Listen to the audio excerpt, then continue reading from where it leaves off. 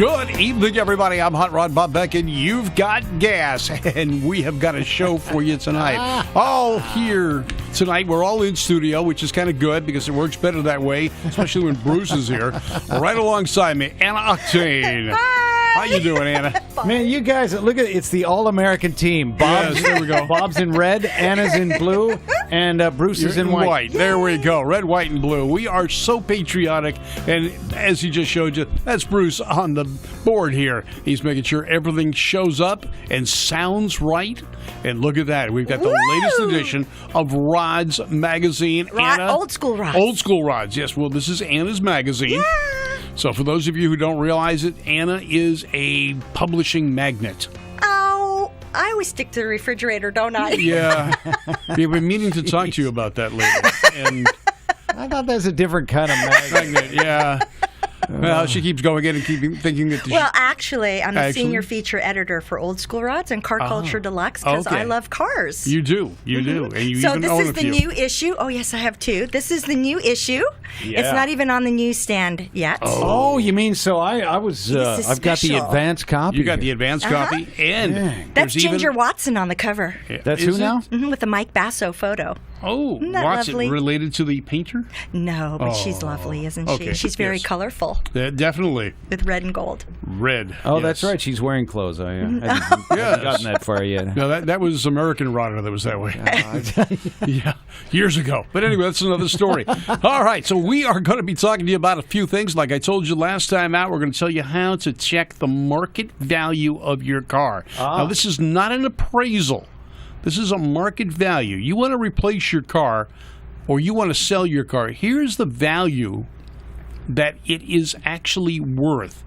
Now, people will dispute that, and you'll get a guy that's going to write you a appraisal that's going to have blue sky in it. That's not what I'm going to be talking about. Yeah. But we'll get into that a little bit later. Anna's got the latest and greatest on laws that might be affecting you. Yes. And we get the information from SEMA. If you're not a member of SEMA, join SEMA.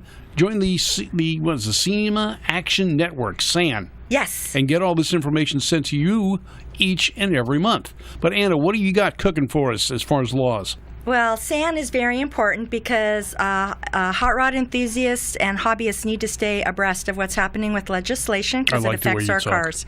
Abreast, yes. So we're going to talk about New York and Louisiana.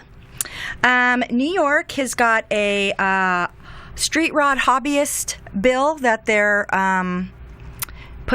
reintroducing into legislation. It's about street rods in New York would be considered 1949 and earlier altered vehicles, and customs would be altered vehicles after 1948. And then kit cars and confused already. replicas. Kit cars and this is basically about Replicas, kit cars and replicas. Okay.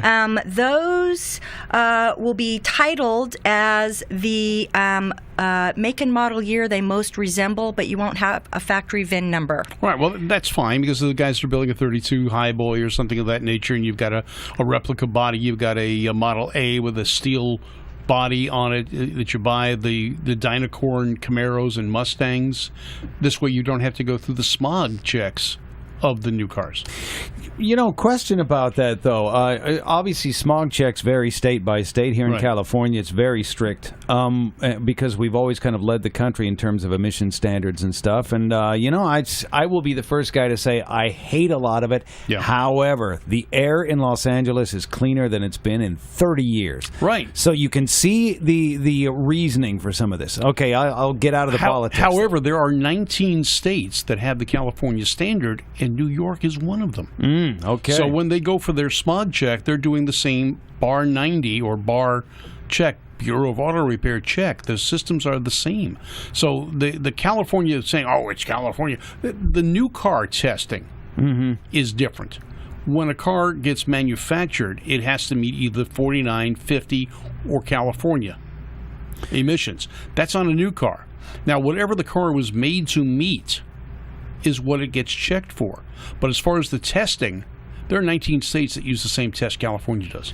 Fair enough. So, Anna or Bob, do you have any idea if you, say, register that 32 Highboy as a 32 Ford Highboy, it doesn't have the VIN, it'll have some other chassis number, something. Probably have a state-issued VIN tag. What do you do about smog checks? It's You don't not a have them. 32 more. You don't have them. Okay. because it's a 32 vehicle. And again, that's one of the benefits. We've got the same thing here in California for the first, what is it, 750? But this legislation doesn't say that they're limiting it to 750 cars like we do. No, like California does. Right. So, do you want to hear an interesting tidbit? Sure. The coral reefs were absorbing lead. And when they instituted the emissions tests over a 30-year period, they came back to health and the lead dissipated from the coral reefs. So with the big scare about global warming and everything, maybe it'll be a good idea that we keep emissions testing going. I don't disagree with that, and it's something we've needed. But as far as the hot rod population, the number of hot rods and the influence they have on the emissions has already been proven, and SEMA has done this, is negligible. Yeah, it's essentially zero. You're talking about cars that, on average, do less than 3,000 miles a year. Yeah. And if they're driven once, maybe a week. So that was the impact, and that's why SAN and SEMA has pushed for laws like this that are more just to those types of vehicles. They don't see that much driving. They're not everyday cars. Can I say something? Of course. I lied about my mileage. What else is I there? drive more than 5,000 miles on my Mustang. Except this year. This year, no, it I hasn't parked even it, been moved. so this year doesn't count. Yeah, All so right, you well, made you up just for it. averaged it then. Yeah, she's average. Kind of like income averaging on your taxes. Yeah. She mileage averages. Yeah, that's true. That is a toughie because for those of us who like to drive our vintage vehicles, there are restrictions for insurance and stuff depending on what you buy. And, if you want to follow the letter of the law for insurance purposes, you got to keep the mileage under 5,000. Well, Bob, you assisted me. This was maybe 4 years ago now. You connected me with a fella who could get my four-wheel drive 68 Mustang convertible insured through the Auto Club.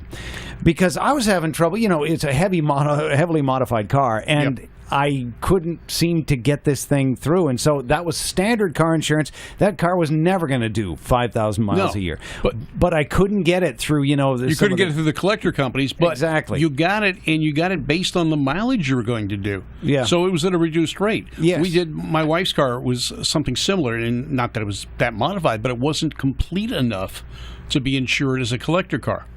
So we did it as a regular car with what's called a limit of liability. We established the value, and that was the limit, the maximum they would pay out in case of a total loss. But that reduced the premium, and we had no restrictions on mileage. She had no restrictions on where it was parked, when it was used. So there's a benefit to that sometimes. Yeah. And I've seen a couple of people where, based on the mileage they actually drove, the premium for a limit of liability policy was less than the collector policy with the same miles. And that's something that some people should look into, especially if you're using your car a lot. A regular policy is less restrictive. It doesn't have the limit of use that a collector car policy has, and it gives you the same coverages. But is PEG on mileage restrictions on that car? Well, she got rid of that car. She got rid of that to buy her 46. Oh, okay. So the 46 is on a regular collector policy, but when do we take it out? Once or twice a week, maybe to a cruise night. Sure. And then it's been sitting for the last few weeks, so it didn't get any mileage. We took it out Friday to a cruise night. We'll take it out this Friday to a cruise night. We're going to get ready to take it to another show. One of the things on her bucket list is we're going to enter the Grand National Roadster Show with her car. And we're going to try and get her car in the Suede Palace or the Road Kings Car Club, and it's what I kind of wanted Chuck here for tonight, is going to get a club spot at the Grand National Roadster Show this year. Yeah. So she's one of the cars that may be picked for that. We're seeing. We're looking into it. We'll see what happens. But the bucket list for her is to get it in the Grand National Roadster Show. It's not to win a trophy because it's a driver. It's not a show car. Yeah. It's just to be there, be part of the festivities. But back to what your topic was, and that's the registration of a car.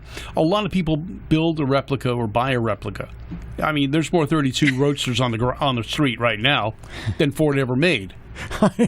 So I'm beginning to think that too about 57 Chevrolets. Yeah, kind of. Except there's Dynacorn making Camaro and Mustang bodies. You can buy a brand new Mustang body '67. Can they Camaro. send me one of those for free? I would really appreciate one. do like a product review. Yeah, product review. Boy, it'd have to be a hell of a product review. But yeah, I mean, you talk to them. You've got how many companies building 32 Ford steel bodies? There's a coupe company. That company building a coupe.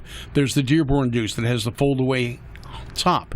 What about the Brookfield? You mean the Brookfield Roadsters? The Brookfields? Yeah. Yeah, you got the Model A's that they're building. There There's used to be a steel Model Shea, T's. but I don't think they're in business Well, anymore. Shea was a replica company. They were building a car. It was fiberglass. Yeah. It was based on Pinto drivetrain pieces. Oh, okay. And it was sold through your local Ford dealer for a while. But that was one of those situations. It had to go through smog because it was not registered as a replica. It was registered as a whatever year they produced it. It's a and it had modern a vehicle. smog-legal Pinto motor. Yeah. So that's how they got around it. People can get around it. General Motors, to address this, offers their LS motor as a kit that is smog legal. It has cats, it has the computer controls and everything. There's You put in- cats in the motor? Oh, wow, meow. Yeah, they needed they needed a CAT scan, and so it's got the catalytic converters and the fuel injection and everything else. It's a legal motor for California, and which would make it legal in every other state as well. Sure. But you can put it in your older car. You want to put this LS series motor in your, and it's like 350 horse plus. You want to put it in your 55 Chevy, no problem. It's legal. You want to put it in your smog vehicle. Like, let's just say you're going to put it in a 77 Corvette. Right. More horsepower than the Corvette had in 77. Yeah, a more like reliable than engine. anything had in 77. So now you've got this LS motor. It's perfectly legal. Huh. You can update your vehicle, and it's a smog legal motor. So Chevrolet has done that. I don't know if Ford has done that. There's a couple of companies making kits that you can retrofit a fuel injection system that is smog legal. So if we put an LS kit motor in my original 66 Mustang, would my car still be a 66 Mustang, even though it doesn't have that motor in the original motor in it? Well, yeah, it would still be a Mustang. That doesn't change that. But that's one of those things where why your car doesn't have to go through smog check. Well, for the street rod thing, I thought in California your motors and your frames had to match. No. Oh. What it is the cars that don't get that exemption, the 750 cars, they've got to meet the emission standards for the engine year. Oh. So if you've got a 2004 motor in your street rod that you just built and you don't have that state exemption, you have to meet the emissions of that engine. And that's 2004. where that General Motors engine fits. Got it. Is it meets California emissions. Now, if you've registered a car, like we've talked about, then that's how you would get the situation where your car would now be legal. So you're building a new vehicle, a 32 Ford.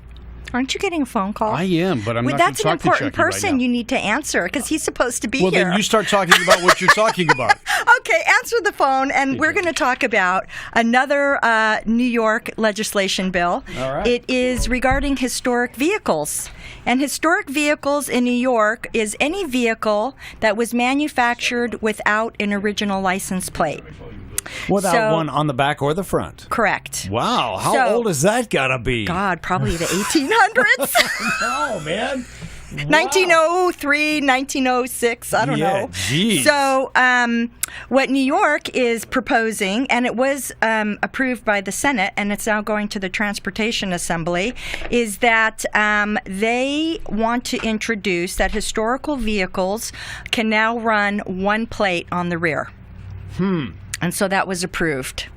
You know, I'm surprised that anything gets through, when anything that is friendly to old car collectors gets through either the New York or the California state system. I'm always surprised because it seems like it. I know SEMA has a large hand in holding back the tide and putting the fingers in the dikes because, you know, it seems like there's this crushing tide that we're always fighting against for people to outlaw the cars outright or to make it tougher and tougher to keep them on the street. Yeah, we found the situation where Yeah. I don't like them, I don't do it, so you can't. Yeah. And that's kind of the attitude. We've had a situation where at the drag strip, Erwindale drag strip where I work, we had someone trying to, shut it down because we don't need you hobbyists. Go out to the desert and play with your cars. What? Really? Well, you don't drag race, so you think everyone else is a hobbyist, A, or B, they don't need to do this. And that's the mentality of the California legislature as well. Isn't that a form of discrimination, though, technically, if you think about it? No, because they're doing it on a basis of emissions and public safety. But we have no emissions, so it's discrimination because we pass smog. Well, but there's the RPM bill that you're talking about, that you've talked about a few times, where the federal government is taking a stance against you converting a brand new car to a race car, which this is kind of dumb in a respect because you're taking it off the street. You know what, though? I think that's kind of a scam by the big auto manufacturers because Lexus is releasing a 2018 car that's a race car for the street. Well, the new Dodge... For $100,000. The new Dodge Demon is a race car. So why would they do that but not let us modify our own cars? See, the market share. They're trying... Well, see, there it is. Right there. I mean, it's not sexy, just that. but...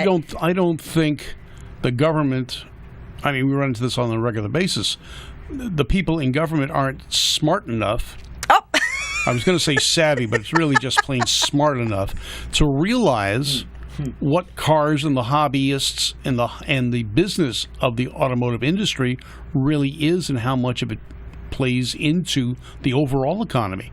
When we had the buyouts of Chrysler and General Motors, they looked at Chrysler and General Motors only. They did not look at the ramifications of all the suppliers and all the subsidiaries and all the companies that were affected by the buyout. So they only looked at those companies. Everyone else that was affected, okay, too bad, so sad. We didn't even look at that.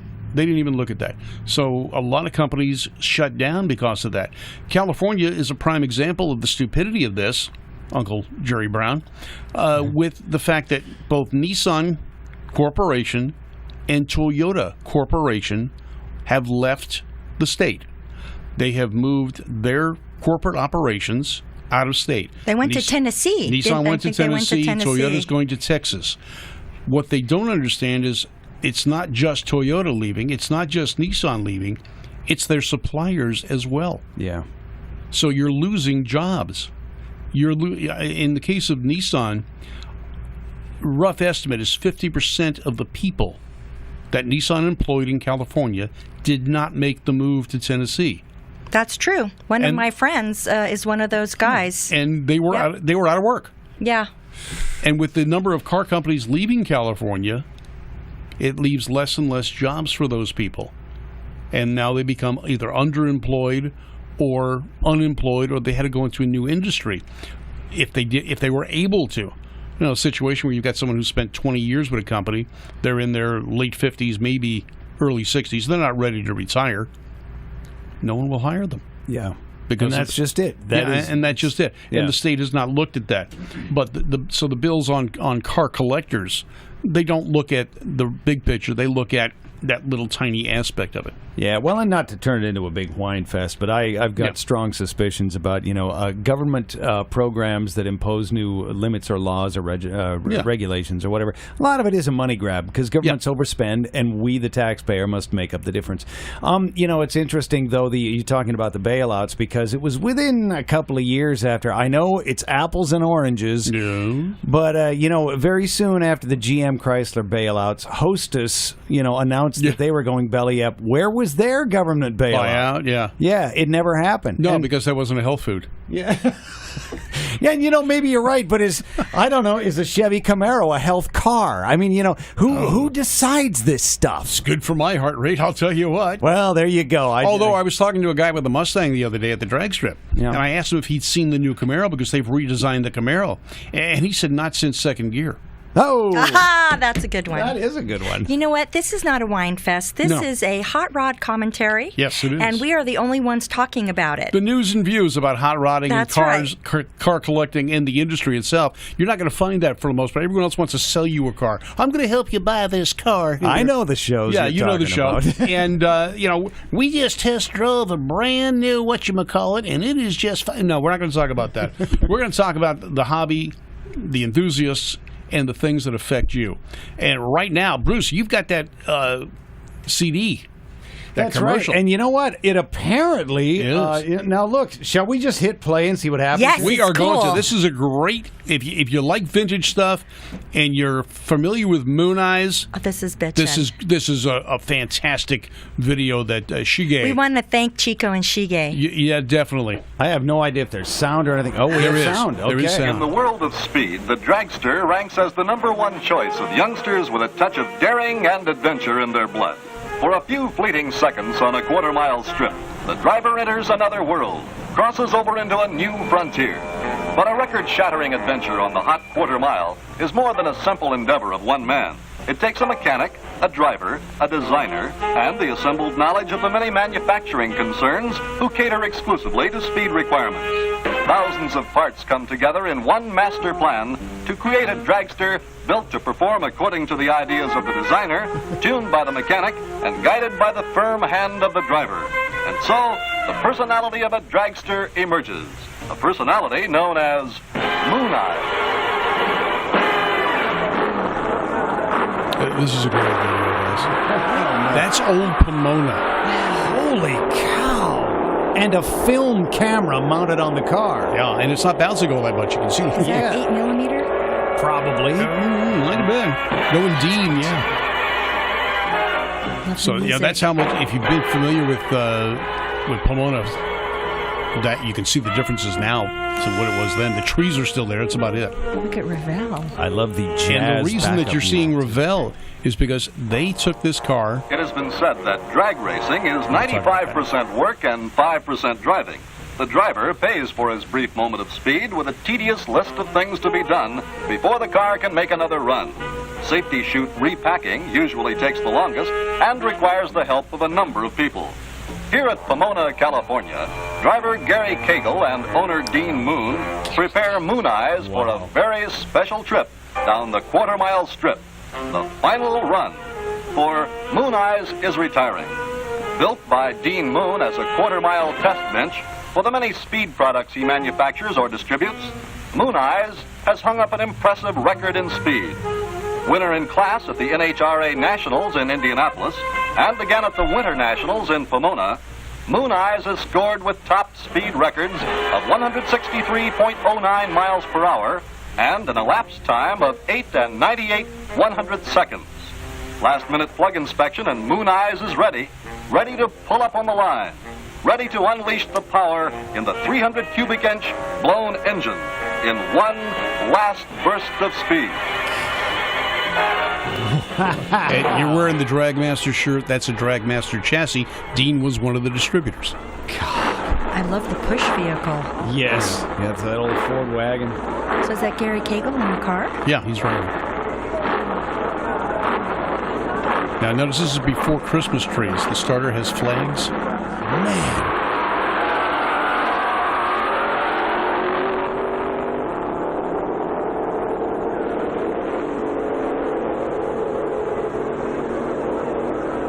Wow. Great It is shot. amazing how different it looks. And we're talking about smog. Smog. Yeah, look at that. You can't see the trees for the smog.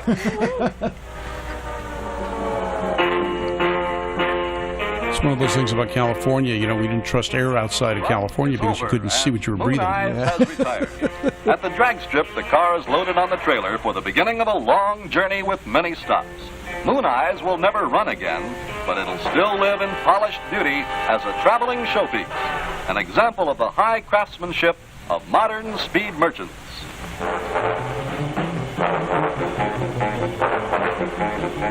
Purchased from Dean Moon by the Revell Model Manufacturing Company, Moon Eyes will live for many years to come, not only as a traveling exhibit, but as a 1/25th scale model available in hobby and toy shops throughout the nation.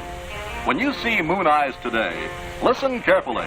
You may still hear the cheering crowd and the thunder of that last final run.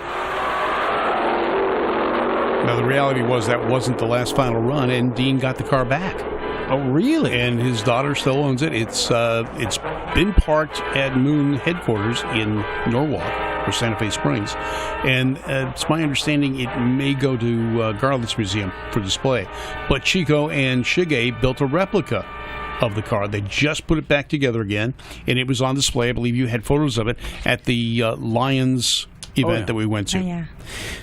Why is they called the car Moon Eyes Right. in this Name film? of the company. Yeah, but it's interesting. To me, you could call it the Moon Eyes Special or Dean Moon's Special. Whatever. Yeah. But they specifically called the car Moon Eyes. Moon It's Eyes.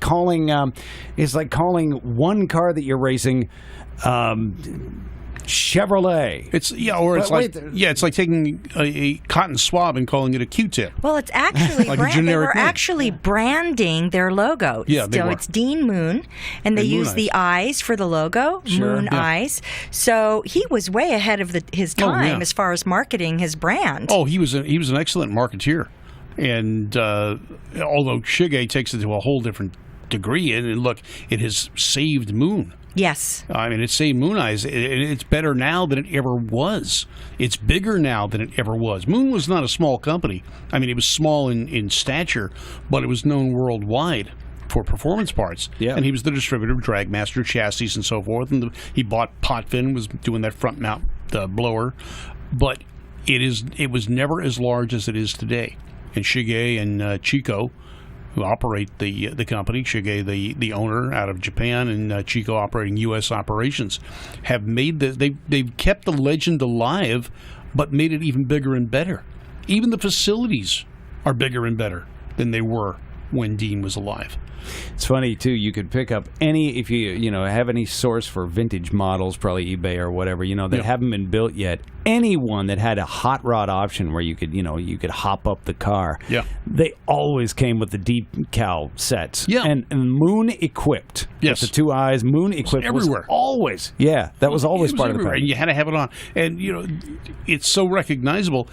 Even today, my quarter windows on my car, my rear windows, and my wife's car, we've got them on there because those stickers were period correct for old hot rods. Everyone had them. Yeah. You had that. You had Champion spark plugs. Those were the names that if those were on your car, that's a hot car. You got the right decals on there. We had more decals than we had speed equipment. Well, sure. Geez, that old Mustang I got parked out there has got like crane cams and Y-end intake manifolds, and I think there's a Holley carburetor sticker there.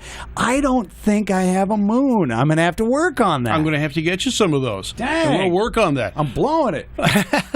All right, Bruce, you got one of those PSAs that we can run? Yeah, we sure And do. we'll And do in that. fact, We'll take a quick break, and when we come back, Bruce is going to key this up for us. When we come back, we'll talk about how to check the true market value of your vehicle. Now, this is not an appraisal, but it's how you find out what the market value is of your car. And we'll talk about a few different ones. We'll be bringing that up and show you how easy it is that you can do it yourself, and you don't need to pay an appraiser.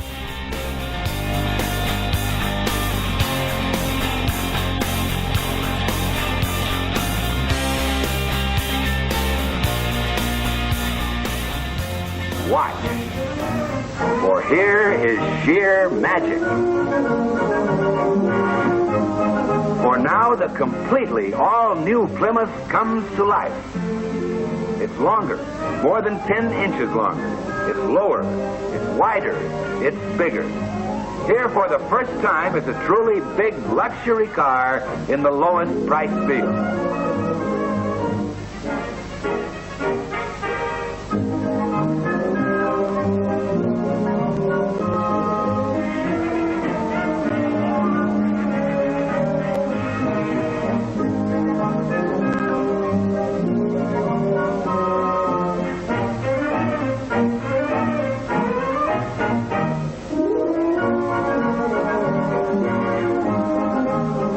Never before has so much beauty, so much styling, so much motor car been offered to so many for so little.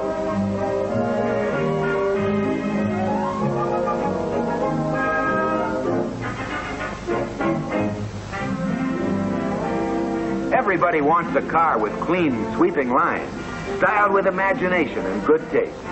This is it, a new idea of advanced styling. For example, that bigger, truly wide-angle windshield is wrapped around at the top as well as at the bottom. As a result, those strong, slenderized pillars are moved way back for unobstructed vision and cleaner styling. And that same beautiful advanced new styling is carried into a whole new concept of interior color harmony. Everywhere inside this modern beauty, you see the new idea at work. Here are new and luxurious upholstery fabrics in a wide selection of weaves and color harmony. Smart new vinyl trim, gleaming smartly styled hardware, all adding up to a car whose beauty and quality are more than just certainty. Notice how complete this color harmony is. Headlining, upholstery, carpeting. Everything is color-keyed to blend perfectly, to give this all-new car a satisfying appearance of stunning beauty. Up front, there's more roomy luxury, more eye-catching distinction, more comfort, more convenience than ever before. Yes, this is the car. This is the styling that makes Plymouth the one car designed for the young in heart.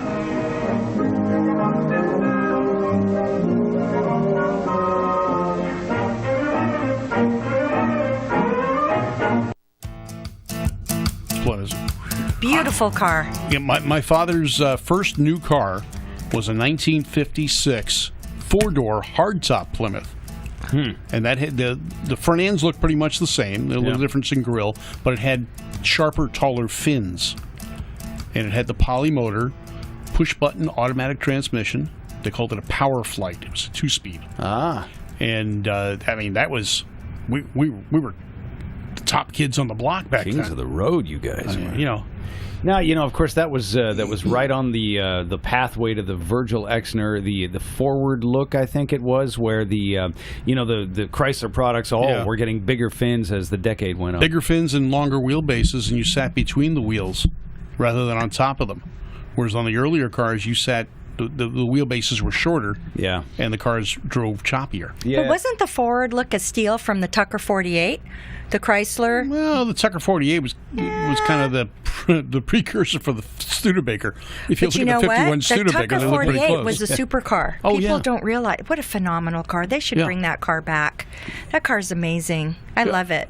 Yeah, I mean, it was the first safety car. It was the first rear-engine production car, if you can call it a production car. They built, 51 of them? I think so, yeah. And everything And all was ahead the of... safety measures on that Tucker are actually standard equipment today. That's how pretty innovative much. that car Yeah. was. You had a dashboard that was so far away you couldn't hit it if you had to. It had the body that was such a structure. The perimeter frame. The perimeter frame, the structure, that crash zones. Right. The shifting on the column, so when you were doing 90 miles an hour, you didn't have to look down and shift. And the center headlight turned with your wheels so you could see where you were going. First car, they were using disc brakes. The windshield popped out. They had a 2-inch padded dash. Yeah. Amazing car. Yeah, amazing car. Unfortunately, for whatever reasons, we've heard theories and watched the movie and saw what they said. It just didn't make it. Well, you know why it didn't make it is because the American automobile industry conspired to put him into bankruptcy. Yeah, and they told him they didn't have any steel in the entire United States. Yeah, Crazy. just basic stuff like that. Go watch the movie. It's a good movie. It is a great good car. movie. Yeah, and I think they built maybe one or two cars, just sort of mocked up some cars that they could then crash and roll and stuff. And I wonder if there was any of the surviving bucks that they used to make the cars out of, or fiberglass molds or whatever. You would think after all this time that somebody would be making some sort of a reproduction. Got them someplace. There's actually yes, a message board. His grandson is mocking up a replica. Well, there's been a replica out there for a number of years that someone's been making, and there's a message board actually for Tucker owners, all 50 of them. Yeah, and isn't that amazing? They've tracked almost everyone. They know where they are. I ran into a situation where we located one that guy wanted insurance. He had mounted it on a Mercury chassis. Then it's not a real Tucker if it's not on the original chassis. But they're $6 million cars, aren't they? Well, no. Oh? No, about $1.5 million. Okay. It had a Mercury dashboard and a Mercury engine up front. Oh, wow. Because his daughter couldn't drive the Tucker as it was. Did he keep the parts? No, he didn't, but someone else has found them. At least back then, because everything was serialized. They knew what cars everything went to. Mm-hmm. The last I heard that they were attempting to bring the car back to its original configuration. Wow. Now, whether it happened or not, I don't know. I know the purchase 7 years ago, it was purchased for $500,000 in the condition it was in. It was driven for a while, and then it was going to be set for auction. And it was in an auction house's own repair shop in Canada. And they were supposedly going to restore the car and bring it back to its original configuration. Now, whether or not that happened, I don't know. I lost track now of the this car. leads into your conversation about how you value a car. And how to get the right value. Right. Now, a vehicle like that is way more valuable in its original configuration. Yes. But then the owners and personalizing their vehicles for ease of transportation or driving are going to switch things because they need to, but then that affects the value of the car. So you're always on that fine line. Yeah, in some cases, the purists will not accept a car that's modified. Corvettes now. I mean, it was popular when Corvettes when they came out. The first thing you did was you started to hop them up, as they call it. Modify them, get them ready for racing. Yeah. Put spoilers on, added an extra taillight. 63, I remember the hot setup was you put a third taillight on each side, and you put a little lip chin spoiler. And then they were very tight on putting in tires, so you radius the wheel wells to clear wider tires. That was much bigger work. Those cars are now worth less than an original car. Yeah. But with the fiberglass, it's easy to bring those things back. Yeah. It just costs money.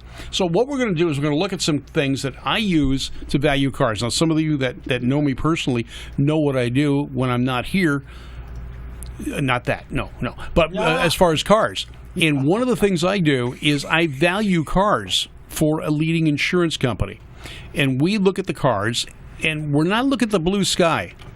We're looking at what a car is going to be marketed for. What would it cost to replace this car? Now, one of the situations that occurred and why they started me doing this is we had a guy that tried to insure a car one time. He had a local appraiser who was very well known here in the Southern California area. He went over to a known builder to appraise a vehicle. It was a Chevelle convertible that was not really a convertible. It was just now a car had no top on it. The bodywork was all done. It was amazing. It had a full-length console. It had a rounded dash. It sat on a tube chassis. It had all tubular suspension. They had $200,000 in buildable hours in the car. It's amazing. The appraisal came in at $200,000. This car had no engine, had no interior, no plumbing, no paint. Because you spend $200,000 on a car does not make it a $200,000 car. Now let's use a car for an example. Bruce, you've got a beautiful Lincoln. Let's use your Lincoln as an example of a car to establish a value on. Okay. Now, you've got money invested in it. I don't know how much you got invested in it, but take a wild guess. What do you think the market value of your car is? You know, my car is on the low end of the market value. Okay. And here's why. I don't restore to factory specs because, frankly, I don't have the money on a car like this. This car was a dead piece of junk out in a field in Kansas. Okay. I mean, it was rotted away. So I know it's on the low end because I took shortcuts. It looks gorgeous. It's a beautiful car, but some of the repairs are not, they are not authentic factory. Okay. It's enough to get it safe and get it on the road. But you've got the original brakes. You've got the original engine. Correct. You got the original transmission. That's right. Your car looks factory correct. Yeah, and everything is original as much as I could get it with Right. parts availability problems. Yeah, but especially with the Lincolns. That was. So you got what year is yours? A 58? 58, yeah. All right. Well, let's go into this site. Now, this is a site you can go into. It's called Concept Cars with a Z. Okay, let's take a look. All right. Now, go into the auto brands, automakers. All right, automaker. There you go. Go there. All right. Now, scroll down till you find Lincoln. Now, you can go up to the top, and you can find alphabetically. Yeah, and they may or may not list this as a Continental, which was a separate division for a short while. But It I don't was, think we have to for worry what, about 1, 2 years? it. Yeah, and mine falls in that, but It falls in that. Okay, so let's see concepts. We're kind of looking down here. Oh, there's our There it years. is by years. Now you go into it and find your year. Okay, let's find it. A 54, 55, 54. There's a 48. We're jumping. You got to go back up a little higher. Okay, there's a 58 Continental Mark III. That's it, although I'm looking for the convertible. That's all right. Just go into that section. Okay. Now it's going to show you some sample photographs All right. of cars. Now you can go down a little bit more, and you'll read the whole history Oh, yes. and the concepts of the cars. Yes. All right, now this gives you some background of the car, so you know what you're looking at, and then you can make sure what you got is what that is. Now, if you go up a little bit higher again, you'll see something that says either valuation or value. There's a valuation. All right, hit valuation. Now let this load. Okay. There is your market. There's where the cars have been selling for over the last few years. Okay, so the high value for this car. Now, again, we didn't break it down between convertible and a hardtop. Not yet. This is Okay. just all the models together. Now, if you look at it, you can see a few years ago, the prices were higher and then took a plunge. Indeed. In fact, 2007 was the high year right before the market crashed. And everything took a plunge. Yeah. So it shows you may have had a perfectly restored car, and the value was whatever that says. What is it saying? $70,000? Yeah. And then the following year, it wasn't worth 40. Right. So this is the market. This is what it would cost you to replace the car during those years. Now scroll down a little bit more.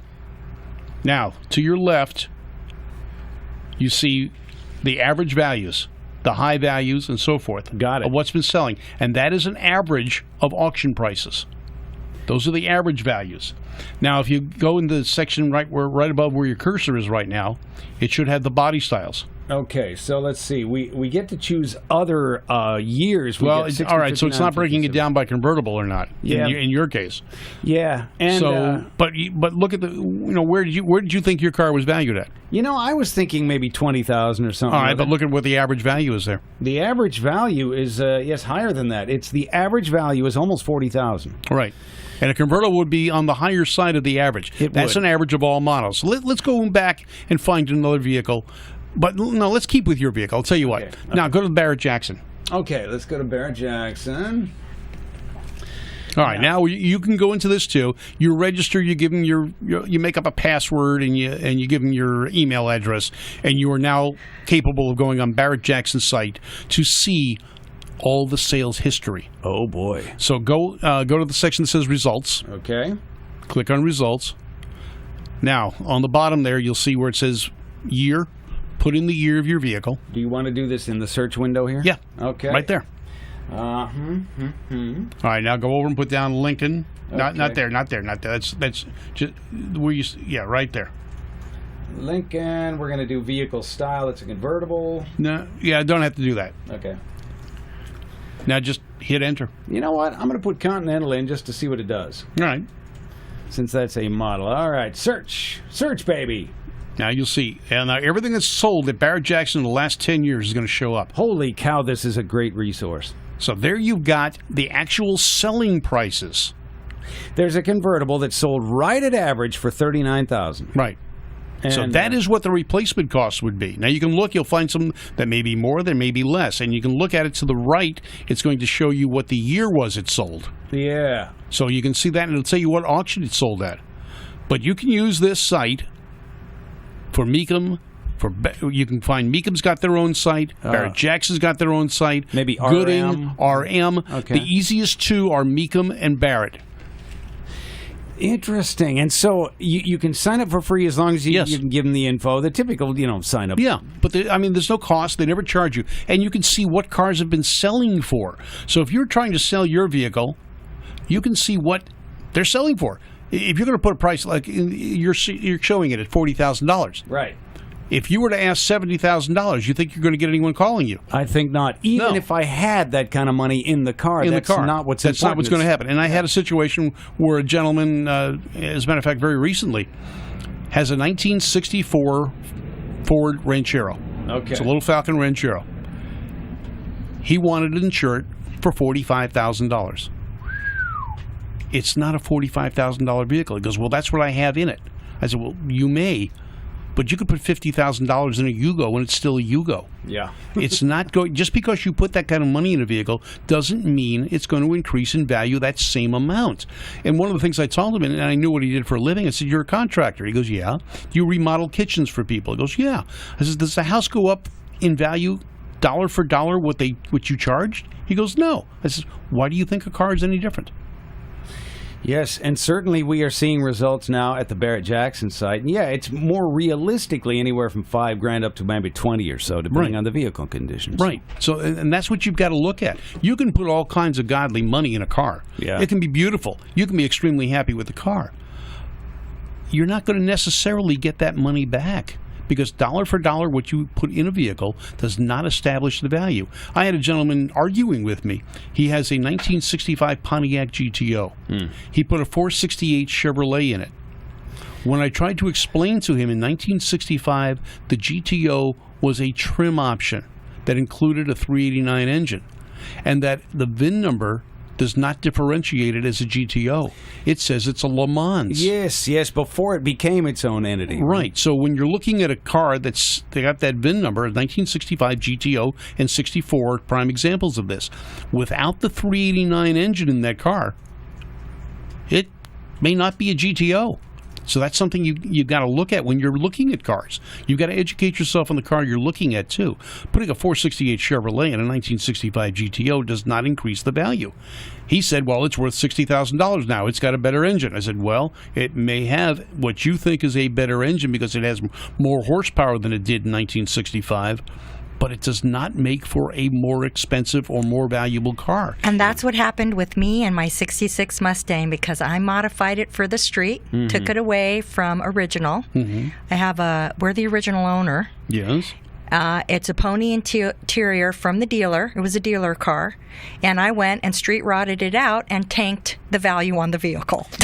And sometimes if you do it right, you do certain things nowadays, you can actually increase the value. In the case of the Mustangs, if you put the tubular front A-arms in it, you put a injected Ford small block in it, you put a 5-speed in it, you put a Pro Touring style suspension all the way around, you will increase the value.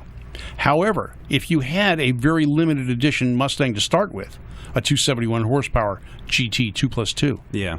and you do these things to it, you haven't increased the value. Yeah. Now you've reduced the value because that 271 horse motor was rare.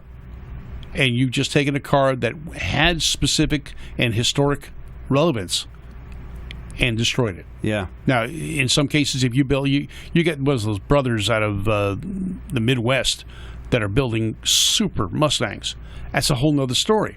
But they're spending $250,000, $300,000 to build that Mustang. Well, the good news is I'm keeping the car. Yeah, right? so it's no big deal. But what I've discovered is that the car is more valuable original, but I don't like the way it performs original. True, and in many cases, the Mustang owners, 55, 57 Chevy owners, depending, as long as you didn't take a an original fuel-injected car from 57 and changed it out. Like I've got a friend that's got a Ford 427 in his 57 Chevrolet. That does not improve the value. It makes it kind of interesting, but that's not, people aren't buying that. And he's found that out. He has the car, and people look at it and go, yeah, okay, $25,000. Normally, with a small block Chevy in it, an LS series motor in it, a big block Chevrolet motor, $45,000, $50,000 for the same car. It's got a Ford motor in it.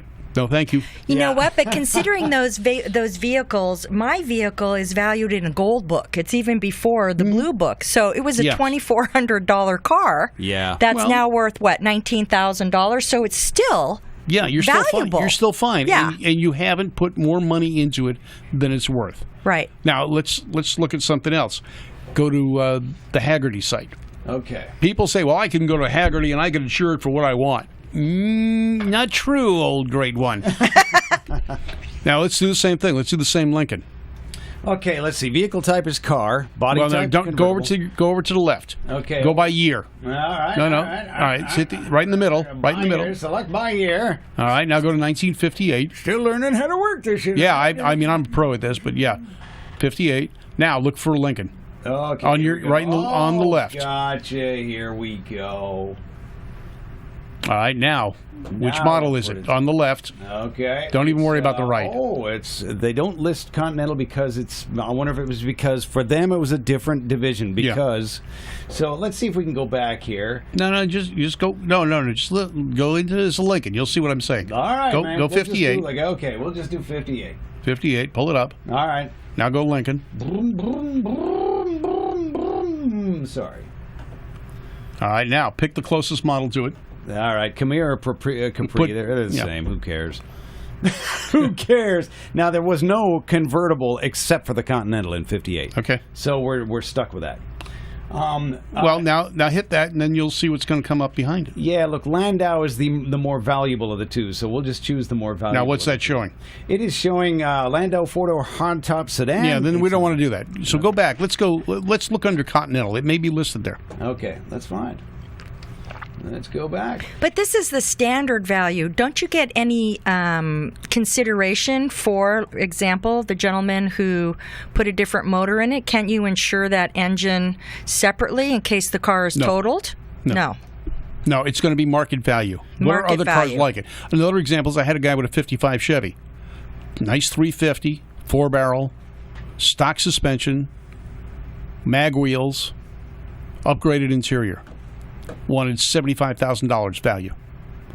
Well, see, they're to get trying... $75,000 value now, you've got to have an LS series motor, an overdrive automatic transmission, a leather interior, not just an upgraded interior, and a much better suspension, airbag, lowered, disc brakes. He didn't have all that stuff. Yeah. He didn't understand that because he was looking at 57 Chevys, and this is what they were selling for. Yeah. You got to look at what you've done to the car and compare it to like vehicles. Mm-hmm. I mean, a prime example is I've got a 56 Chevy wagon.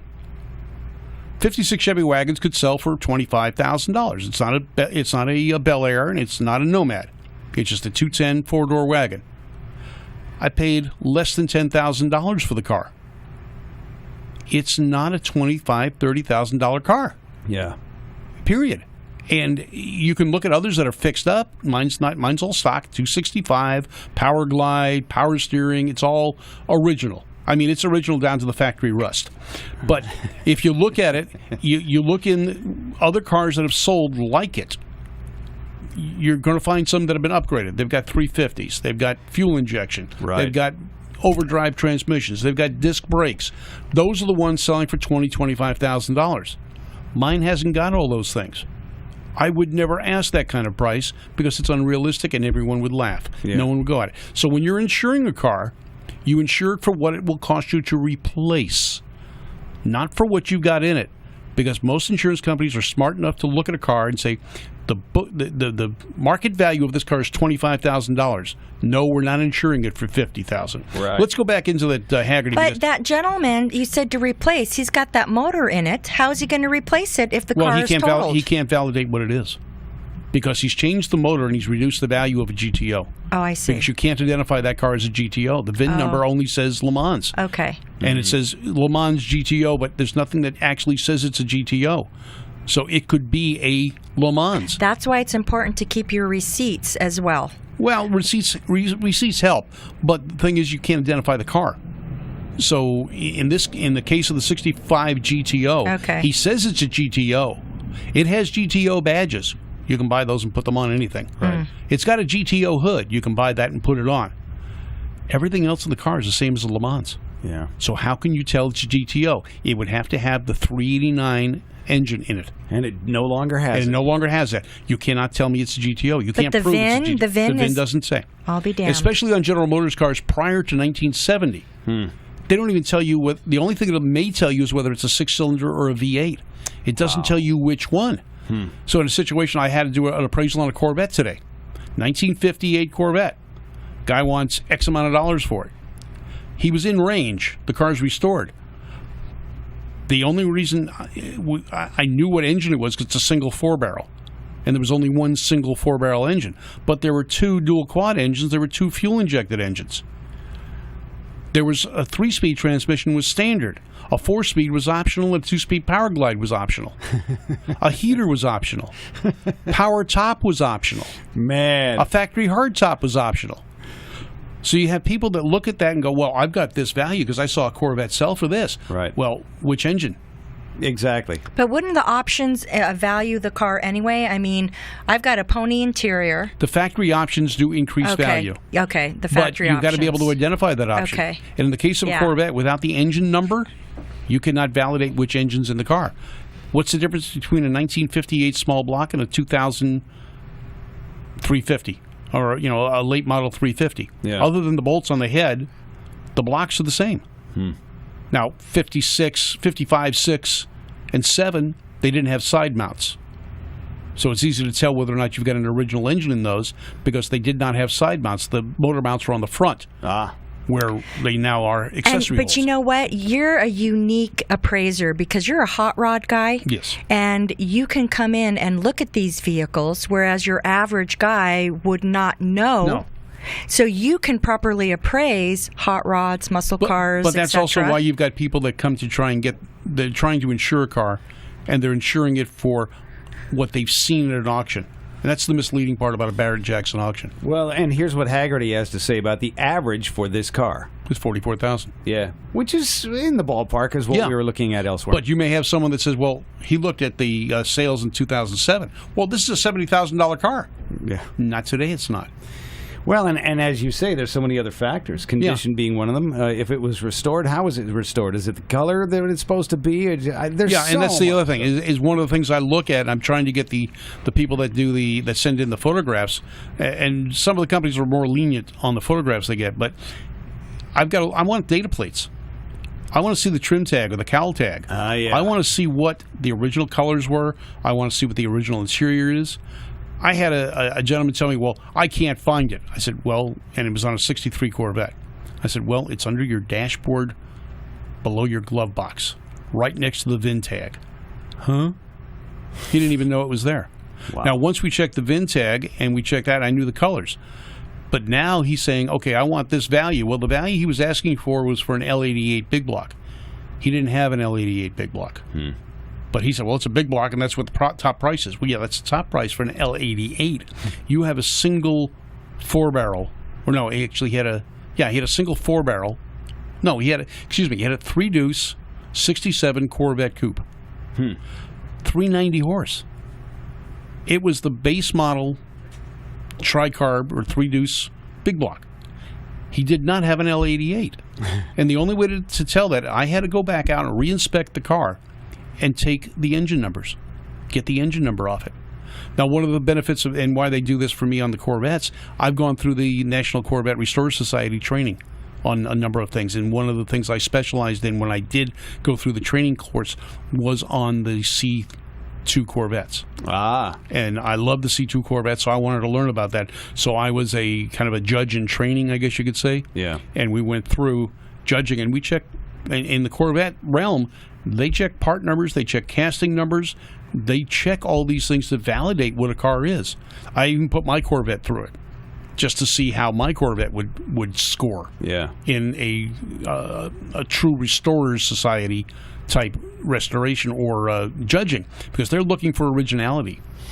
And I mean, I got dinged on a couple of things. I've got some performance stuff on my car. And you That's got not that quite little right. hula dancer on the dashboard. Well, but she's wearing a Corvette T-shirt. And no. I think I should trade my Mustang for Bruce's Lincoln, and I'd come out ahead. Well, maybe Yeah, you would, but he might not. I mean, That's all right. funny. But anyway, if anyone's got any questions, hey, post it. Email me. Let me know. And Yeah. we'll try and answer your questions. And if you've got a question about a vehicle value, we can help you. But these are some of the sites. Barrett-Jackson you can get on. Mecum you can get on. Concept Cars with a Z. I'd used that site to read up and get a little Yeah. history on cars. I didn't realize they did the valuation The there. valuation, they'll give you, in some cases, production numbers. They'll give you a whole history of the car, who the designer was, a lot of information you need for basics, but it'll also give you an idea of where they're selling for. Now, the Concept Car site I like because the values it's showing are a broad range of values from the stock to the modified. Yeah. All mixed in for an average value. Yeah. And then you can go into that site and you can see the actual auction it's sold at. And it will tell you some of the information about the car at that auction. Then you can go to that auction site, find that vehicle, and see what they say for a description. And in the case of Barrett-Jackson, they'll give you a full description on the vehicle as well. Can you imagine the amount of legwork whoever it is at conceptcars.com has to go through for that? And they keep it updated. It's a very good site. I use it a lot. I use Barrett-Jackson. I use Mecum on imports. I use Gooding Oh, yeah. auctions because that's the the prime seller of imports, Porsches, Mercedes, and Rolls Royce, and things of that nature. Boy. But What about NADA? NADA? Yes, National Automobile Dealer Association. That's the basis. That's the book that many of the insurance companies use. You can go on that online as well. It's NADA.com. They have a classic car section. You can put in your make, model, and Bruce, why don't you do that right now? Okay, you want to go to NADA? Right, not. We'll go a little over. Okay. NADA.com. NADA.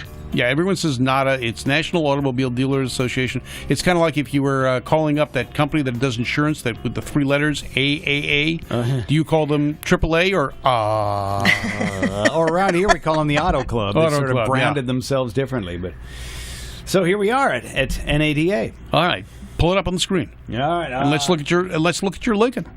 All right, go into consumer. Okay, consumers visit consumer site.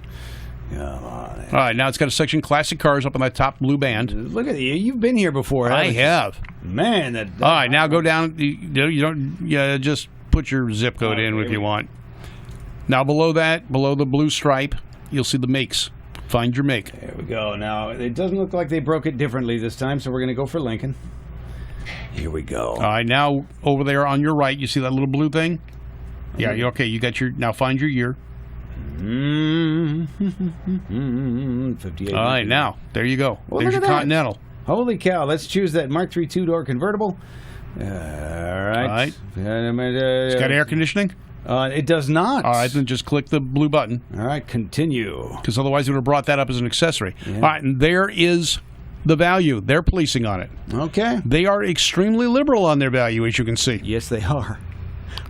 So it was a $4,000 car. It's worth about, what, 22 now? Yeah, it was a little over $6,000 when you originally bought it, and you're right. That's good. And the average value is what? $53,000. Okay, here. That's what they're saying, and that is what some of the insurance companies will go by for valuing a vehicle. Interesting. It's NADA.com. Okay. Now, but I don't like NADA.com, and the reason why is like we saw the average auction price was $44,000. Yeah. So for some reason they're valuing it higher, even though my Corvette's the same way. According to them, my Corvette's an $18,000 car.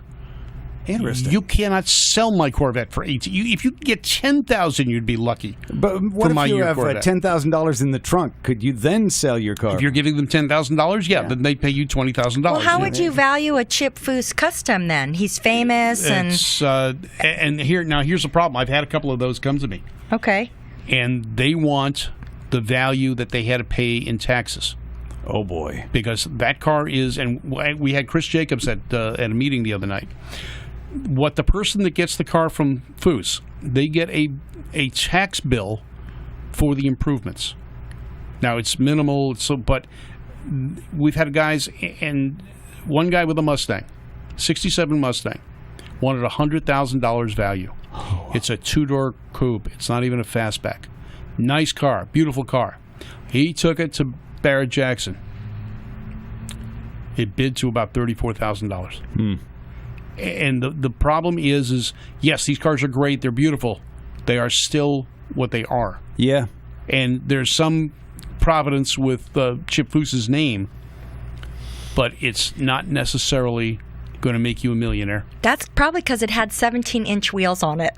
Yeah, it could have been, but those are the things that happen. It was a donk stang. There's been about 4 or 5 of the Chip Foose cars from overhauling that have gone to auction, and none of them have hit the reserve price that people were trying to get. Yeah, except maybe the Volkswagen bus that they did, where they made it a 23 or 3-window bus or something. Yeah. And that guy, you got some guys that are opportunists. As soon as they were done, he put it up for sale. Yeah. Well, those VW bus collectors are crackheads. They really are. Hey, when Ken Diggett can sell a bus for $300,000, it's like, really? Yeah. Give me a break, guys. What's it for $300,000? I'll buy a new garage and 15 cars to put in it. Yeah. So in a nutshell, valuing your car is basically a market standard, give or take a few modifications. So it's what, a case-by-case basis? Case-by-case basis. Okay. There's no book values for a modified car. don't even think about using NADA for a modified car. Well, the problem is we get emotionally involved with do. our cars. You do. So, and you put money into it. You make it look the Yeah. way you want it to look. But at the end of the day, what is the market for that car? And if you've put $100,000 in a $20,000 car, it's still not a $100,000 car. Yeah. So that's something to look at.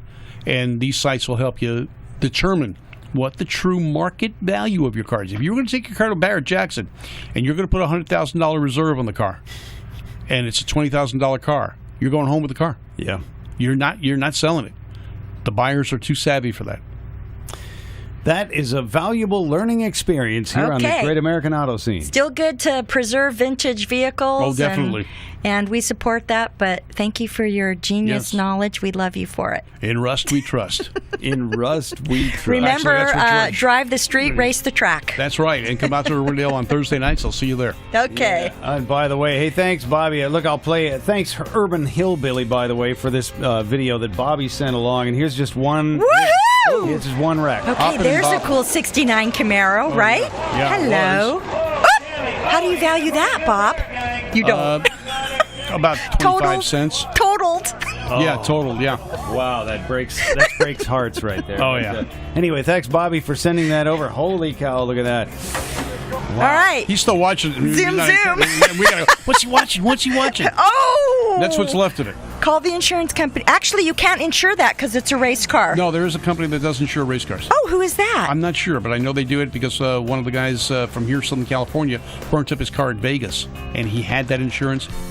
Got a check. I need to replaced know the car. who that is. Yeah, they advertise in NHRA's National Dragster magazine. Okay. Oopsie. Uh-oh. Now, that was a bad one. Yeah, we do know that drag racers are quite capable of disassembling their vehicles while in motion. And that is a prime example of it. Yeah, thanks again to urbanhillbilly.com for that little tasty video there. There's tons more where you found that. All right, hey, Bruce. Bob, good to see you. Anna, good to see you. Good to see you. Hey, let's do this. We got the encore presentation of this very show coming up next. It's a nonstop party here at Great American Auto Scene. We're back in a couple of weeks, right? We'll see you then, guys. All right. Good night, everybody.